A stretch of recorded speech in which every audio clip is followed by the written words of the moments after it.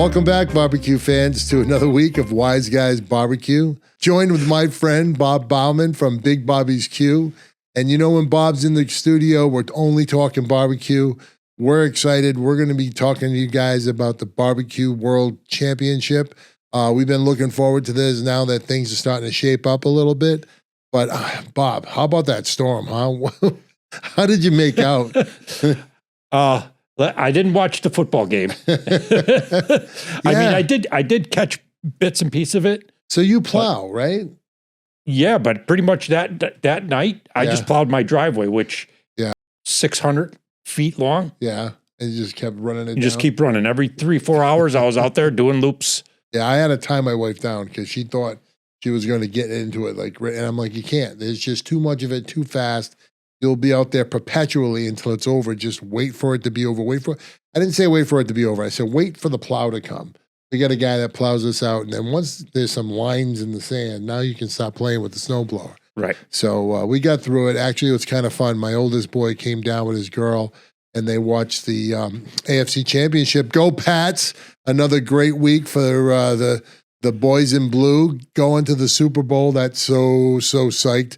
So that was it. We drank our face off, watched it snow, and rooted on the Pats, and it couldn't get better. But, you know, the only one way to get better, right? 2 weeks from now, bring home that Super Bowl trophy. Yep. So, but that was good football weather. Oh, yeah. That was a bizarre game, right? Because everybody's saying, oh, thank God they're there. Because if Buffalo beat Denver, that game would have taken place in Gillette against Buffalo. It would have been Patriots-Buffalo, which they wouldn't have been able to have it. They would have had to move it. They wouldn't have postponed it. They can't. They would have moved it. Yeah. And I think the only place that they would have had an option to, they would have had to go up to Syracuse, New York, to the Carrier Dome inside. That holds about 48,000 people. And they would have probably had it there, which would have been weird. So, you know, the universe provides. That all worked out great, you know, and it was an exciting game. So we got to see what the next one brings. So, but today's the day. It's the BBQ World Championship. We got the GC and the RGC from Slab O Rama out of Arizona joining us today. So you guys are going to get to hear first from those guys. I'm sure they've been on some podcasts, but I haven't seen them on anything local. So I hope you enjoy that. Bob and I were canoodling over here just about how they, you know, we have a lot of questions for them, like, you know, how they even got involved with this. Like if they knew it was going to be the World Cup of Barbecue before, you know, it even happened, right? Right. Or did they just go in saying, hey, we're putting it on our schedule? I mean, was Slab O Rama originally on their schedule? Or did they say, oh, this qualifier is like in our backyard. Let's do it. Exactly. And did they expect all the competition they were going to get? Because that thing basically doubled in size in the last 3 or 4 weeks because of the announcement of getting doubled in size pretty much in 3 days. Yeah, that's crazy. So I'm wondering if they were the people that doubled it, or if they were just, because it was kind of funny. If it was Uncle Jesse's barbecue, who was the RGC, who one of the guys, I don't think it was Nate, I think it was his partner, just said, geez, I don't know what's going on. I'm just a steak cook. Right. Yeah. So, yeah, I mean, how did these, I'm not going to, you know, did they feel like an underdog? Right. You know, you seem like you're on any given Sunday. Yep. Any given Sunday, go out there, compete, and you don't know what's going to happen. True. That's absolutely true. So stick around, folks. We're going to get into it right now. Give us a minute to get them on the horn here, and let's get these questions answered. Gentlemen, thank you for joining us on the show. I just want to say congratulations to you both, or all three, whatever. Fabulous job. I'd want to know, was Slab O Rama originally on your schedule, or once they announced this World Cup, did you say, oh, it's in our backyard, I can be there, and we could be there in a 8-hour drive, let's go? AJ? So for us, for me, we're primarily, me and Brennon are primarily SCA cooks. Competition junkies, first of all, but primarily SCA cooks. And so they have the SCA that Friday night, but we didn't want to drive down just for one steak. An 8-hour drive just to cook one steak and come back. It didn't seem worth it. So we were talking and we said, hey, let's cook the KCBS while we're there. So. Cool. Oh, so you did it as like hey, I'm going down. Let's make it worth our while. Let's join up and let's do the steak and the KCBS. Today we have with us from Uncle Jesse's barbecue. We have Nate the pitmaster and Brennon Nielson. Nope, God's country. God's country. Damn. God's country. AJ. And congratulations, guys. GC and RGC from Slab O Rama. Excellent job. So we're just talking about how you decided to enter this contest. Was it always on your radar, or once they announced that this was a qualifier for the World Cup, did you say, hey, it's worth it for me to take the drive, give it a shot, and see how we do? And from Uncle Jesse's here, we heard that they were interested in the steak. They had, why drive 8 hours? We might as well just make a weekend of it and roll the dice. And gentlemen, congratulations. AJ, how did you, was this one always on your radar, or? No, it wasn't. It wasn't on the radar. It was actually, the World Cup is actually what piqued my interest. And speaking of one of my buddies, we usually follow each other in the different cook-offs and stuff like that. So mid-December, when they announced about this $1 million cook-off in Vegas next year, they, I think shortly after that, they announced that the Bullhead City cook-off, the Slab O Rama, was going to be a qualifier. And from where we live, it's about 17 hours away. And we didn't know of any other cook-offs around us that were going to be qualifiers. So we packed up. Our plan was, to go there and RGC the thing. And then we can just qualify, secure both our tickets, and we're done for the rest of the year. Yeah, and, right. Good plan. Good plan. Good plan. Yeah, that was our plan. Unfortunately, one of us made it, but the other one didn't. And, congrats to Uncle Jesse's. Nothing against y'all. It was just, that was our plan, right? Yeah. Now that margin was real slim too between the two of you guys, right? Right. Yeah. Amazing. What was it? A couple thousandths of a point? Four ten thousandths of a point. That's kind of silly, right? I mean, thank God number 3 was off by a few points completely. Yeah. Because that would have been sick if there was somebody else right there too. That would have been nuts, right? Yeah. Man. Now, how did you find, all right, so this field of competitors, was that average for you guys, or was it a lot bigger or a lot smaller than what you're used to? It was about 40 competitors, right? There was 54. Wow. Yeah, 54. Yeah. Now is that something you're typically used to competing in, 54? Or is, up here in New England, that's a lot. This is only my second KCBS event, so. Yeah. The other one had, I don't know. 26 was what 26, days of 47 like had. Yep. That's kind of what we're used to, right? In the 20s. Yeah, we're usually in the 20s. 20s. We never see 50s. How about you, AJ? What do you? For me, that's pretty normal. Yeah. Yeah, especially here in Texas. There's cook-offs all over the place. There's a whole bunch. There's 3 sanctioning bodies, I think 4 now, and any given weekend you'll have 25 to 100, and Sure. like this weekend at the San Antonio Stock Show Rodeo, there's going to be 300 teams out there, Right. if not more. Yeah. So folks I think this year, everybody's cooking, especially this time of year, especially here in Texas. It's cold. right. Right. So everybody loves it. It's a good time to be out cooking in Texas right now. Oh yeah. And it makes tough to plan your calendar, right? If you don't know what other events are going to fall into the World Cup, you're just basically waiting to hear and see what's going on. So, now that you guys have captured a spot, will you be as, aggressive with other competitions coming up, or will this alter, how you fall into the rest of I mean, come on, every year it gets more expensive. It's expensive to go out to these competitions, right? Mm-hmm. So will this affect what you do now going forward? I think Not for really. me, I'm a competition junkie. Yeah. So you're going to be there regardless. Yeah. All right. Cool. yeah, I'm the same way. It's I was going to cook regardless, and whether it was there or in Seguin at the CBA World Championship. You know, I was going to cook either way. So yeah. We were just chatting with Scott, and we were talking about a couple other folks who, you know, had punched their ticket, and now, you know, will it be that their loads get a lot lighter for the rest of the year or not? You know, Scott seemed to think it would, but Bob called BS on that because Bob found that competitor. Yeah, competitors want to compete, and you just, you know, there's all different types of competitors. There's guys chasing the trophies. There's guys just chasing the events. You know, things. You know, that kind of competition, and people like to travel too. Some of these teams, they just like to. It's like, oh, I'm going to go compete. Let's go to here to see what New England's all about.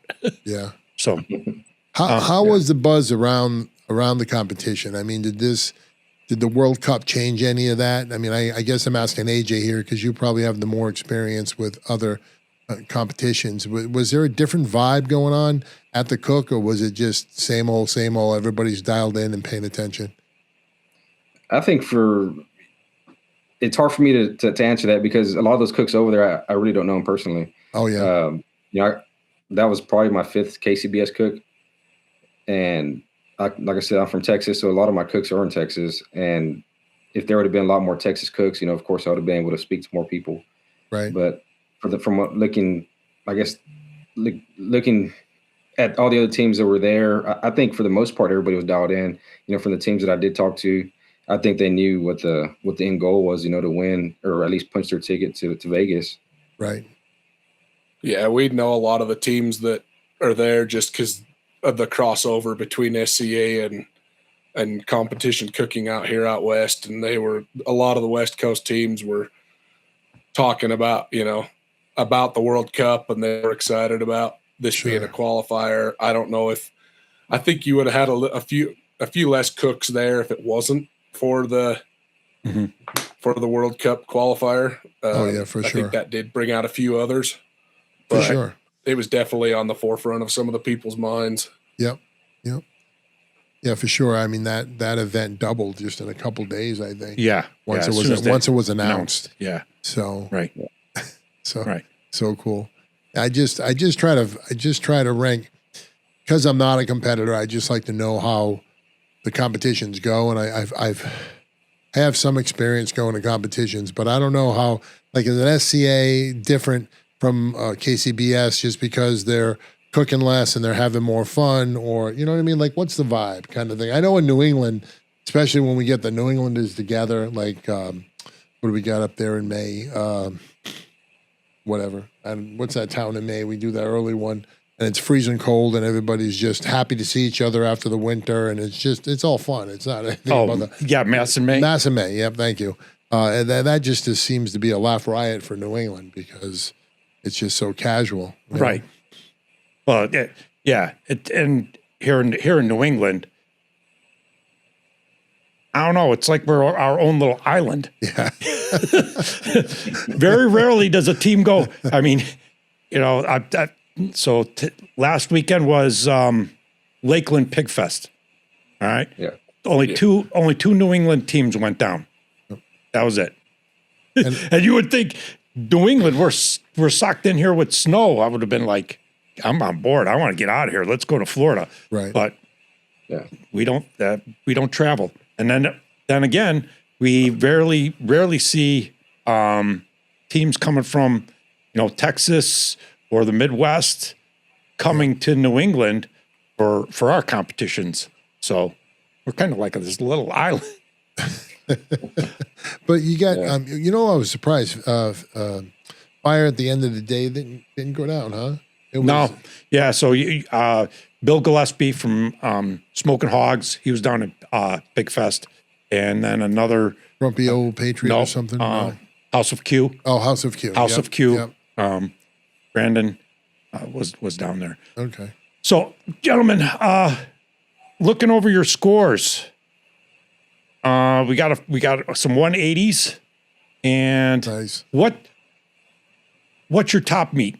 What's your top meet, and why do you makes that different from your other ones, or do you focus on that more, or what? Just give your insights on your what's your best category. So for us, we split meats where we teamed up.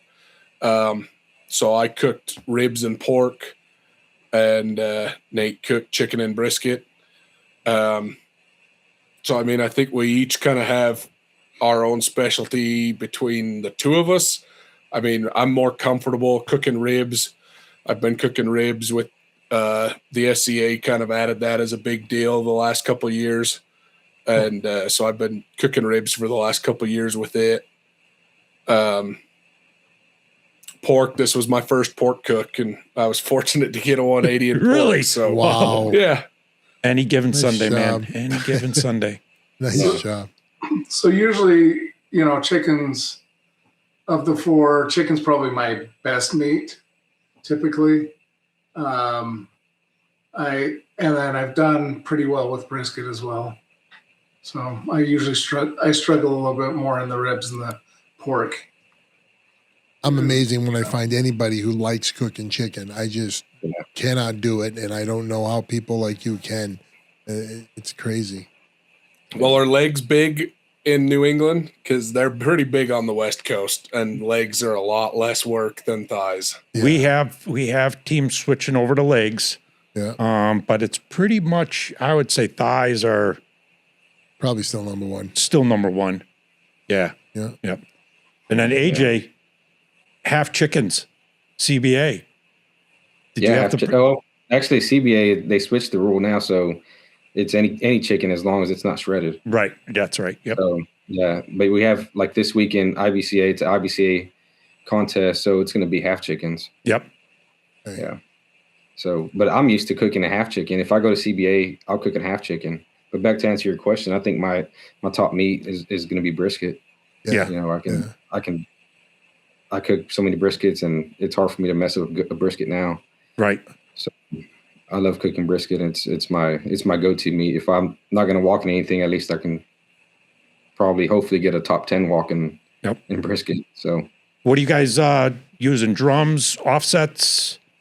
I cook on drums. All drums? All drums. Yep. So drum for brisket, pellet cooker for chicken is what I do. Yeah. Yeah, and I ran a drum on pork, and I run a pellet grill on ribs. Okay. Nice. Steak to KCBS, obviously a big difference. But then CBA to KCBS, did you have some challenges there? Was the timeline too short? Yeah, the timeline's a big difference. You know, here it's every hour. You know, then you're going from, brisket turn-ins at 3, and then all of a sudden you're turning brisket at 1:30. Yeah. So that's a big difference. And the day before, on Friday night, I hadn't even thought about it. And my buddy Sergio with Coyote Cookers, he was there with me. He's like, you probably figured this out by now, but what time are you putting your brisket on? Oh. It's like 9:30. Yeah. I'm like, I don't know. I didn't even think about that. Right. Because I'm just so used to cooking CBA. I'll get up at 6:30 and turn, light the fire, and brisket's on by 7:15. And so then I started doing math. I'm like, man, if I put it on at 7, it's probably gonna be too late. And then I started really, I think I went to go sit down, and I get my phone out and I start, just jotting notes down. Right.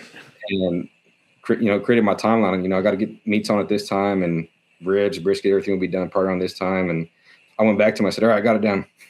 Right. I said, I'm going to get up at this time and throw everything on. So I think it was like, I said, I got to be up by 5:30. Like the pit's got to be lit by 5:30, and brisket's going to be on at 6. And then ribs on at, I can't remember what time it was now, but I think it was 7:30 or something, so I had the timeline going, but that was a big change for me, from the times.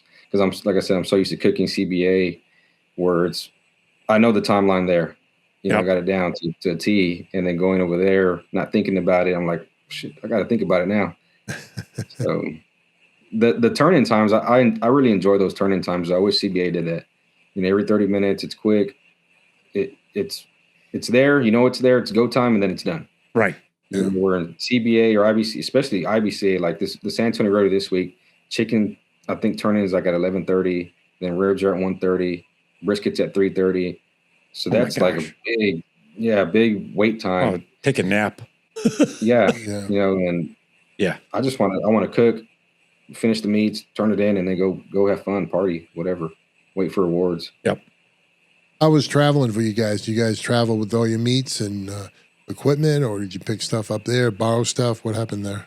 Now we travel with all our stuff. You know, Yeah.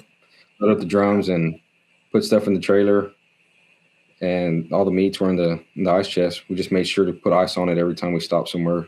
Check the ice and throw some more ice on there and keep going. Sure. Same thing with Uncle Jessie? Yeah, Yeah. we brought everything. Yeah. Cool. What'd you guys think of the KCBS like timeline and the garnish? I mean, in SCA, anything but the state or the ancillaries, which I do quite a bit, we can garnish our boxes. Yeah. When I first started out before SCA came to Utah, I would do a bunch of the backyard chicken and ribs cooks. So I've been exposed to the timelines, to all that. So, it was fine. Yeah. They're a lot. It's definitely, you're locked and loaded for 2 hours. Where even with SCA, you got 30 minutes to turn in a steak, anywhere in that 30-minute window. Right. Yeah. So it's but the whole day on a KCBS, it seems more relaxed, other than them 2 hours, compared to an SCA where it's all crammed into one. You're set up in one, you're tear down in one day. Yeah. Getting all your cook and everything seems a lot faster paced. So in Utah, what's the big sanctioning body? Is it KCBS or ICBA? KCBS. It's for barbecue KCBS. KCBS, yeah. So what's next for both you guys? You got competitions coming up, or what's next? My next cook is going to be the SCA World Championships in Fort Worth. Yep. And when's that? Yep. Same here. March 13th, I think, Okay. that weekend. Nice. And what will the competition look like there? How many teams will be flooding that? There's about 500 there. Damn. So, Yeah, I think there's a few New England teams going out. Jeff? yeah. Do y'all cook separately, like on the steaks? Oh Yeah. yeah. Yeah. So SCA is an individual sport. You're right. Yeah. Most of the time, my wife helps me. The other KCBS, my wife helped me, and we did it. But in the SCA, we actually compete against each other. Yeah. And correct me Yeah, if I mean, I'm we wrong. both did the SCA Friday night at Slab, and we both walked. I had a third, Nate had a fifth, so there was 30 people competing in that one. Jeez. So Is Uncle Jesse's also a restaurant too? Do you guys cook for No. retail? No. We do catering. Okay, that's what I saw. Trying to find you guys on social media. It gets a little buggy because go down these rabbit holes and you don't know You don't know. you don't know if Is you're this getting the them? right guy or not. Right. You know? Right. Yeah. And you're all very nice answering and getting back to me. So thank you very much for that too. That was great. How about you, AJ? What's next for you? Well, I'll be cooking the San Antonio Rota this weekend, Oh wow. and that's actually another qualifier for the World Right. Cup. Yep. Yeah. Wow. And then after that, I'm going to Mercedes, Texas, which that's another qualifier for the World Cup. And I'm not, I'm not chasing the World Cup anymore, but those are just big contests that are coming out. They're paying out pretty good. Yeah. Yeah. And I'm going for the money now. Right. Sure. And the Mercedes cook-off really wasn't on the schedule, but since after this, this last GC, I want to see how many more I can get this year. Just I'm gonna Right. try to hit the state championships this year, Yep. and see if I can't go to the Jack before the end of the year. Fantastic. At That's least great. qualify. Yep. Yeah, and I appreciate it. I think for me, of course, I want to give a shout out to LC Barbecue, Phil Breed and Carmen. Yep. They've been a great help for me. And then I've got my sponsor, Wayne Springer Realtor. He's helped me out the past year and a half, 2 years. So shout out to him. And then besides him, my fellow cooks, Sergio Chapo, Cody Cookers, Derek Bernal, Heavy's Barbecue in Hondo, Texas, and then Louis Gonzalez with DD Barbecue. Those are 3 great guys that I can call on any given moment, and ask them for advice, and they'll shoot me straight. That's fantastic. Great. And I guess the main one too, I got to give a shout out to is my wife, because she tolerates this, and she's always there by my side, So,